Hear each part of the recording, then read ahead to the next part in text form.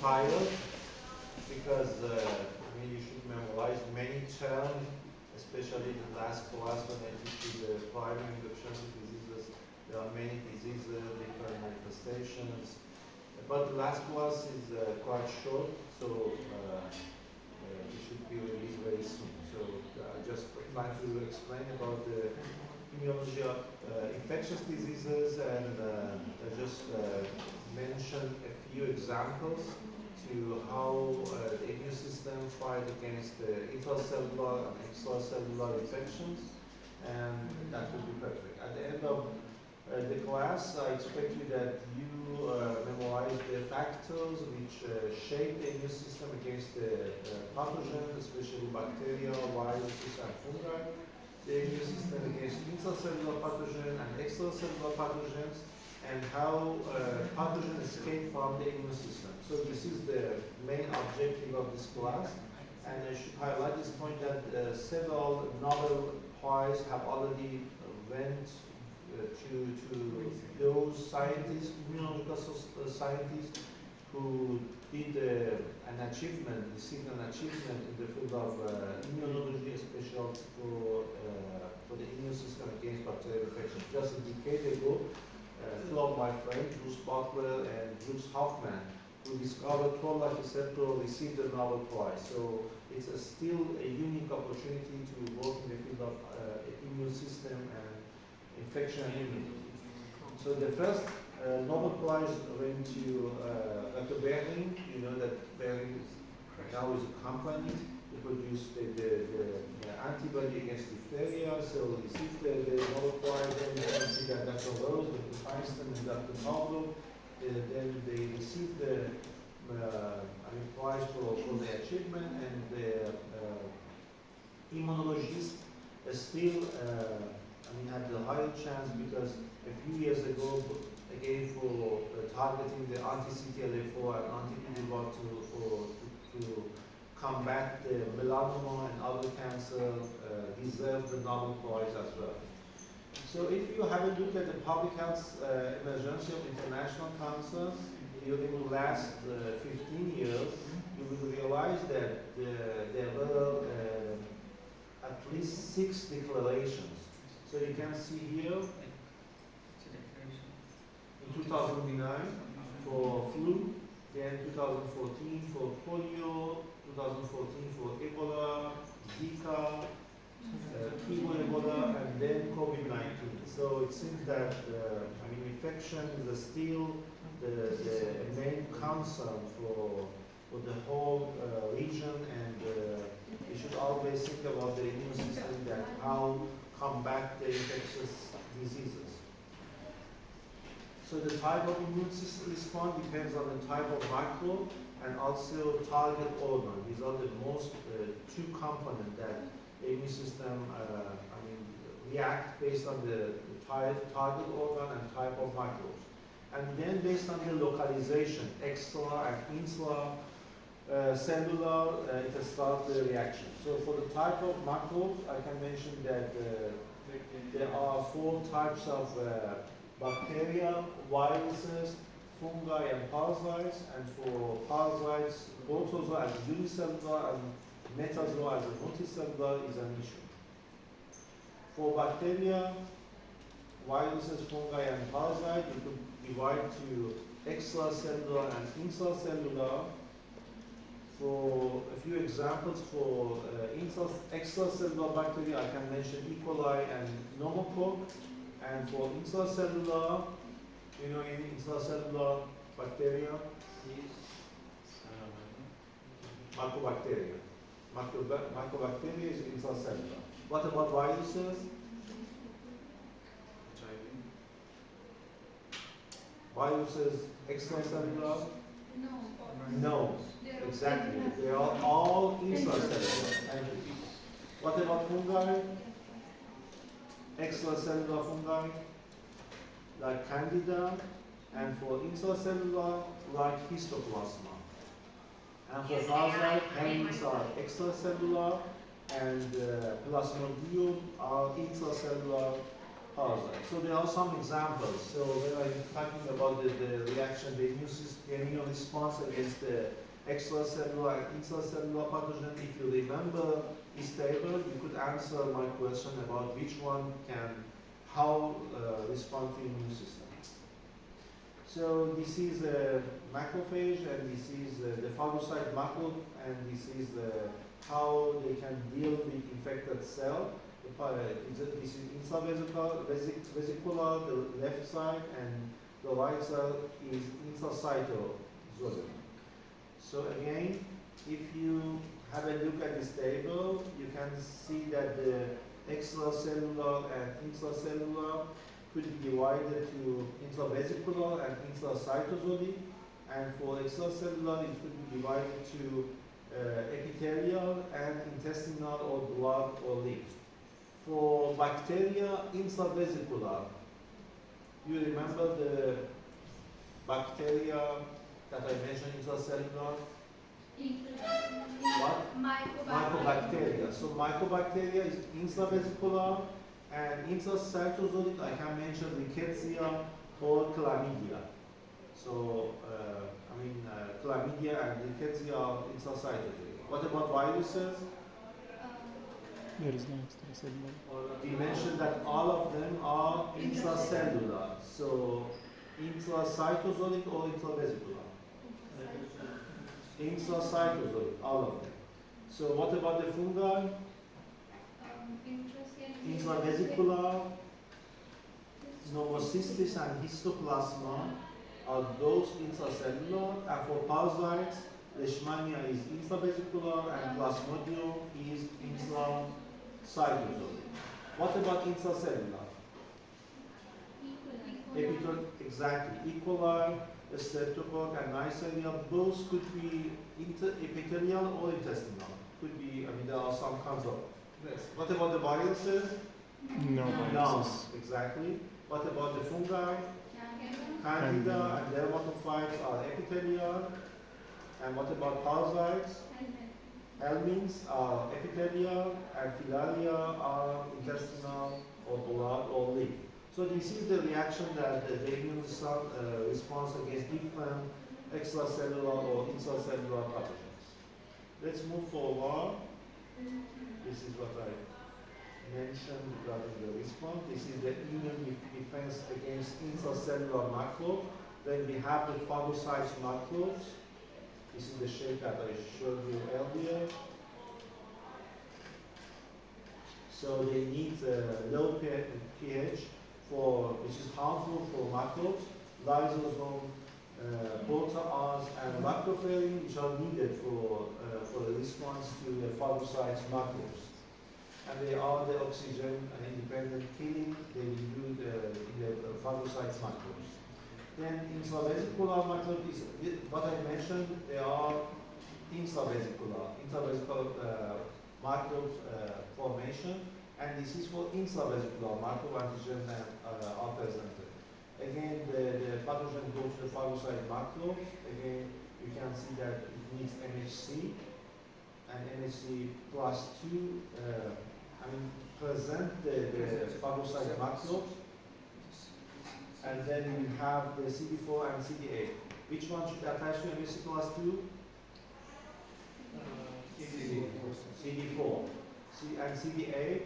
CD4 attached to the MHC plus 2. And then we have B7 and CD28.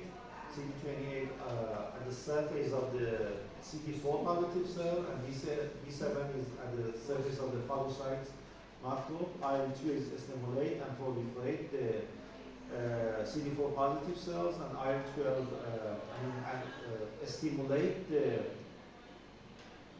Th1. So we have you can see that Th1 is differentiated, and Th1 produce interferon gamma, and interferon gamma stimulate enhance the response again. Then we will have CD40 ligand response between the Th1 and the intravesicular macros, and enhanced microbial activity can be happen. So this is the reactions that we see in an intravesicular microbe T cell activation, and it needs O2 and H2O2 and HClO for enhancing the microbial activation, and the complex name ROS, which is the abbreviation of the oxygen independent killing. So NK cell, again, IL-12 stimulate NK cell. NK cell produce interferon gamma, and interferon gamma just make phagolysosomal formation. So phagolysosomal formation is the first response when we see the defense against intravesical macro. The second one will be NK-mediated macrophage activation, and the third one will be Th1-mediated macrophage activation. So these is, there are the three step-by-step response on the defense against intravesical macro. The first one is phagolysosomal formation, 2, NK-mediated macrophage activation, and third one is Th1-mediated macrophage activation. One by one, step by step, we can see such reaction on intravesicular macros. So let's move forward on defense against intracytosolic macro. In intracytosolic macro, we will have production of interferon alpha and beta. Then they have the antiviral state, and interferon response against virus will be happen, as we mentioned earlier. In intracytosolic macro, we will have MHC class 1, not MHC class 2. And MHC class 1 attached to CD8 positive T cells.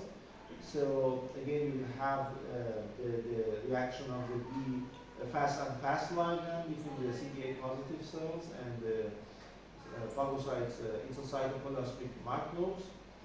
And there are some idea that some viruses might block the MHC class 1 expression, but host microbe evolution on race is a theory that they can usually fight the MHC class 1 expression to just escape the host microbe reaction of the cells.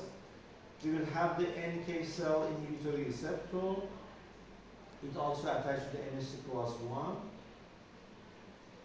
And then some stressor antigens and NK activation receptor could activate the NK cells, and then the cells will be destroyed. The cytolysis by NK cell will be appeared, and cytokine production by CD8 positive cell or NK cell can be happen. So both could be involved in cytokine production.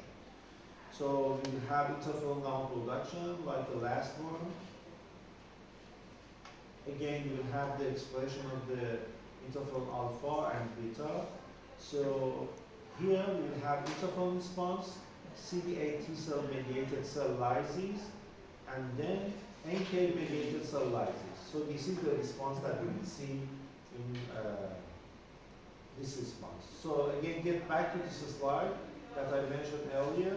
So I divided the table to different pathogens and intracellular and extracellular response. So the first one was intravesicular response. Am I right? So I just mentioned that intravesicular response, the first response was based on phagolyzosome, exactly, phagolyzosome formation. So this was the first one. Second one, NK-mediated macrophage activation, 2. And the third one, CD4-mediated macrophage activation. Okay, so this is the response for intravesicular response. So in the exam, I might ask you a few examples. Of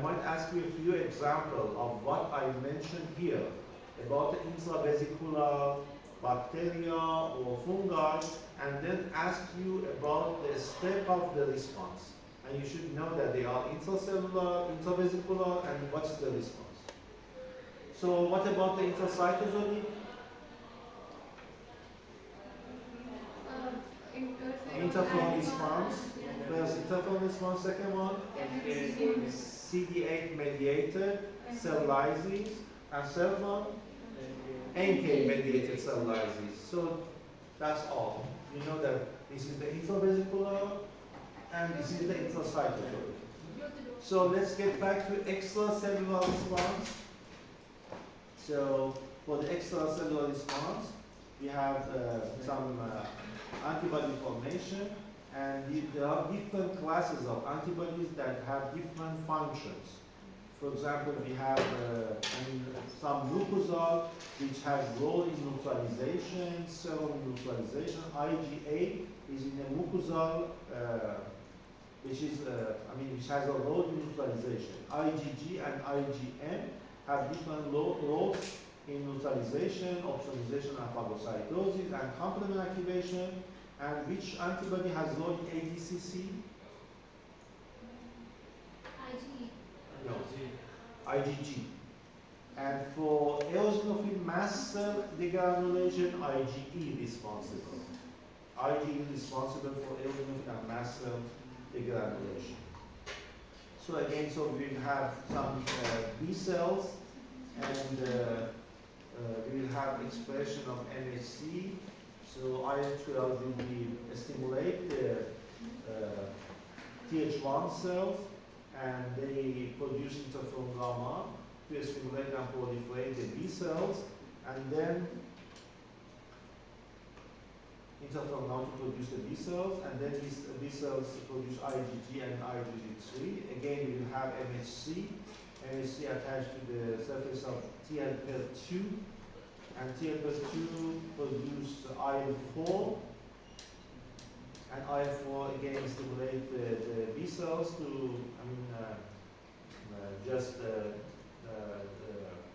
move B cell to a plasma cell to produce IgE. Again, you will have the B cells, MHC, to go to the Th3.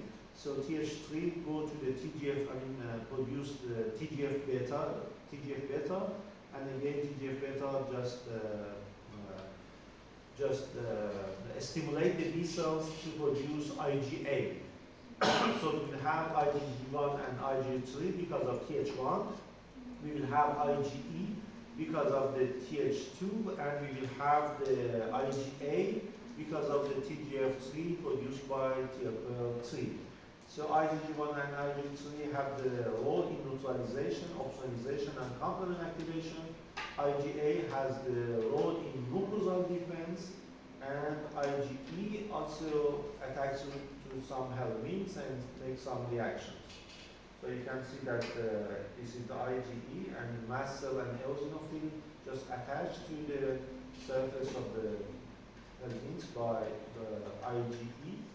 Then we will have the stimulation of IL-4 and IL-5, and then the eosinophil degranulate. So, as I mentioned, this is the difference against the helminths. So IgE has the main role when we defense to the some parasites and helminths.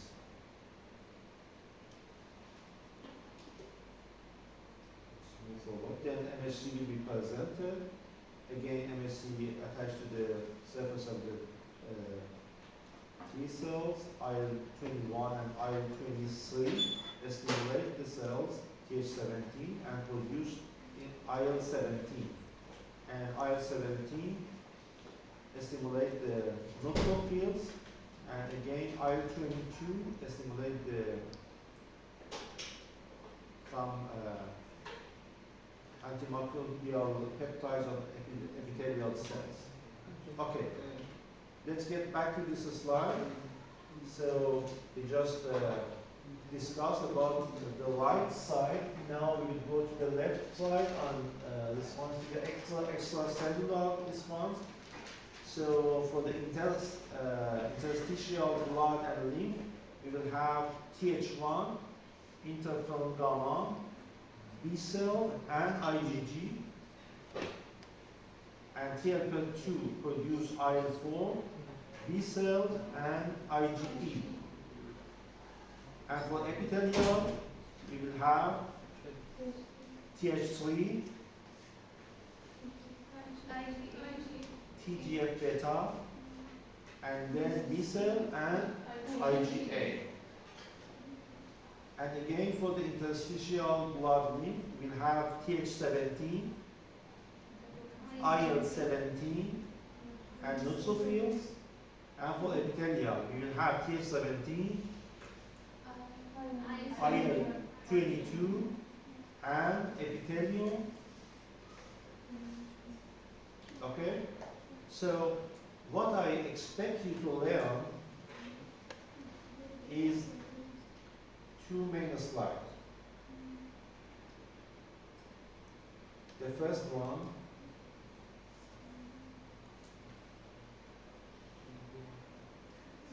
is this one.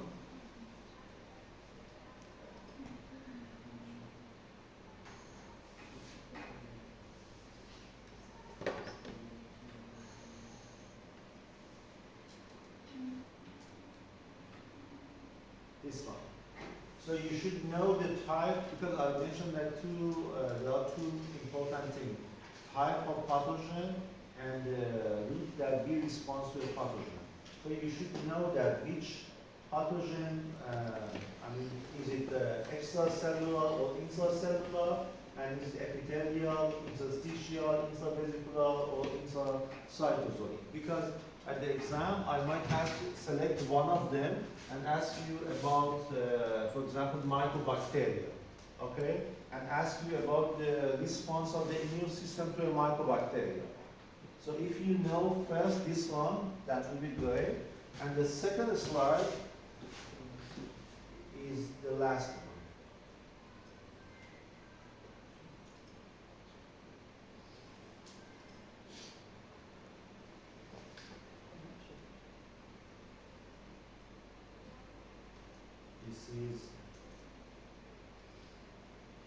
This one. So it could, summarize, all the response that they will have to each pathogen. So the remaining slide just as a mechanism to learn you how we respond to this one. But if you memorize these two slides, you could definitely answer all the questions of this class. Because all of the, for example, if we have the intravesicular, so you know that what responses can be seen step by step, and for other cells, this is also true. Okay. So what I mentioned again from the Abu Abbas textbook, for those who are interested to know more about the infection immunity, I had the chance to publish another book, which is the Encyclopedia of Infection Immunity. It's more than 5,000 pages and in 5 volumes. This is one of the best 2 books of the United States in 2023. So it's a very comprehensive book. So if any of you is interested to learn more about the infection immunity, you could have a look. But and for sure, I will not ask any question from any of my books. So again, this is the end of my class. If you have any question in the future, you could write me via email, and I will be more than happy to answer your question. So there is no new student in the class, am I right? So I No, it was the same. say present to all people present in this class.